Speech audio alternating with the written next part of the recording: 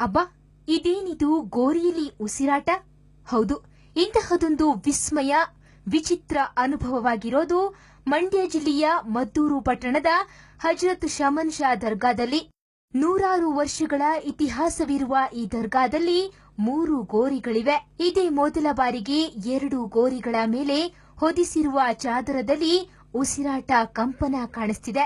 6 ಗಂಟೆ ಮೇಲೆ ಸ್ವಲ್ಪ ವೈಬ್ರೇಷನ್ ಆಗ್ತಾ ಇತ್ತು, ಅದು ಜೋರಾಗಿ ಆಗಾಯ್ತು. ಈಗ ನಾವು ಏನಿದೆ ಅಂತ ನಾವು ಹೇಳೋಕ್ಕಾಗೋದಿಲ್ಲ. ಇದು 4 ದಿವಸದಿಂದ ಸುಮಾರಾಗಿ ಸ್ವಲ್ಪ ಅದೇನೋ ಸ್ವಲ್ಪ ಗಾಳಿ ಬತ್ತಂತೇನೋ ಏನೋ ಸ್ವಲ್ಪ ಇದು ಮಾಡ್ಕೊಂಡ್ಬಿಟ್ಟಿದ್ದ.